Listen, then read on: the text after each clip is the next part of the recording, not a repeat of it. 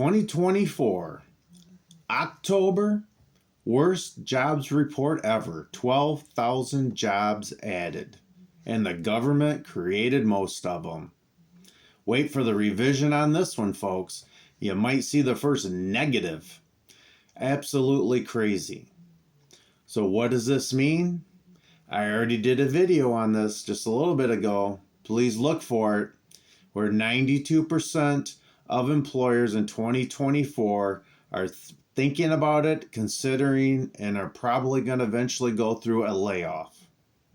So please, like, subscribe, and comment down below. This is Jeff at Below Average. So folks, this is a serious issue. You need to start thinking about this. If you're working right now and you are getting overtime, keep working it. Stick some money away, because you might not lose your job, but you could lose your overtime. And just think how the squeeze would be on that.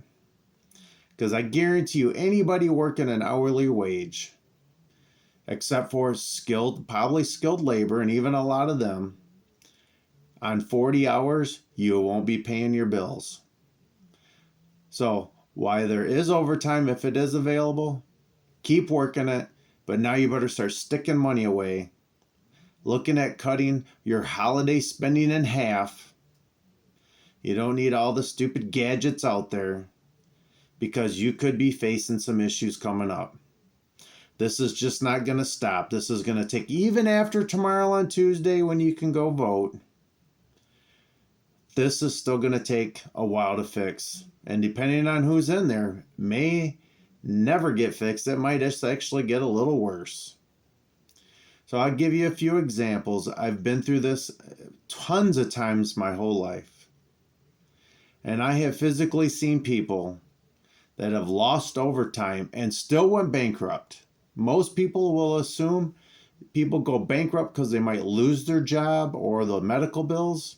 How about keeping your job and just losing the overtime? And in today's economy, if you're not getting overtime, you're not paying bills. There's absolutely impossible, if you are renting or own a home or have a family and you are the sole income earner, that if you're making 18 to 20, 22 bucks an hour, that you're able to pay bills. If you have a family, if you're on your own, living back at home, different story. But you too better be working overtime and saving some of that money, because your place could be the next one to get hit. And when this starts happening, this last generation or two, like my kids, where my kids are at in their ages, that in their early 30s, these generations have never seen a massive layoff across the board where you can just think, oh, I lost my job, I can go get another one. I've been through it. I've known hundreds of other people that have been through it too. And once you have to start going out and competing with everybody else in the area that's lost their job, companies will start paying less job openings, and they're going to be more picky about who they pick. So I hope this doesn't happen, but you better be prepared. Better be prepared. So what should you do at this point? You should start looking for a side hustle, maybe a part-time job. If you don't have much overtime now, you might start thinking about you might be a part-time job. There might be one in your future, and you might want to get it now before other people start doing it. Like I said, once everybody's out there having to do it, because almost nobody is paying their bills on 40 hours anymore. They need second jobs. They need overtime. They need side hustles. If you're not already involved in those things, once it happens to you, you might struggle being able to survive. You do not want to use your credit cards. That's what everybody else goes to. I'll use my credit cards. I'll spend them up. I'll max them. Oh, it's only going to last a few weeks, a few months. I literally went years of no overtime and had to figure out secondary work. This was when things weren't near as expensive as they are now. Nowadays, I don't know. I don't know if you can work your way through it. So you better start doing it now. There's tons of versions of side hustles, secondary jobs. You will start seeing it's holiday season coming up, and you really want to know how tough it's going to be. Everybody might have some of, oh, hiring cashiers, hiring this, doing a little part-time this or a little of that. And when you start applying for those and start getting into the numbers, they're not hiring a lot of people. They're hiring the few to get by on.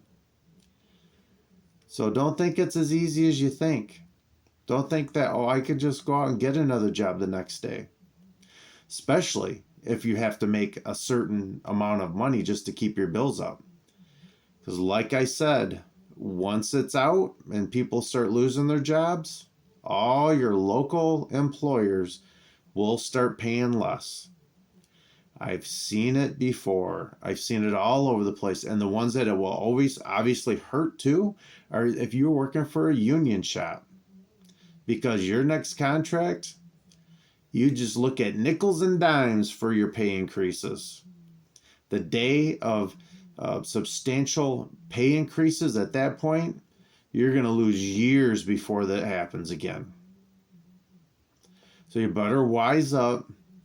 You better start thinking more about saving, living below your means. Get rid of anything you have a bill on. If you got some crazy car payment, you better start going. You better think about dumping that out and going to something used, because this could get crazy, folks.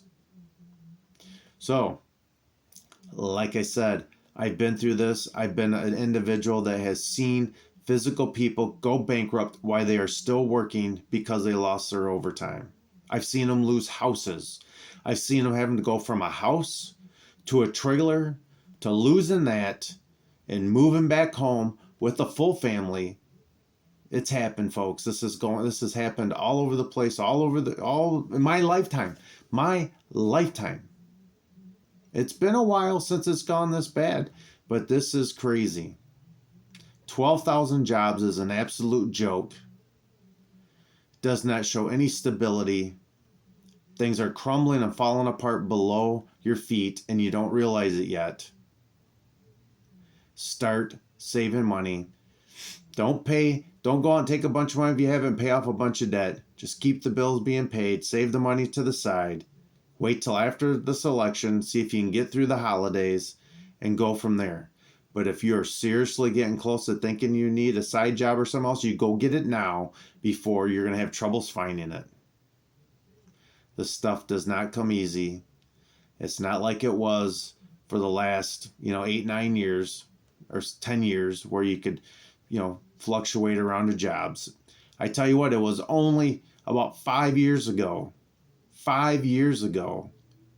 where I started for the first time in my life. I seen companies that had to start paying people more money, not just to keep them, but to get new people in.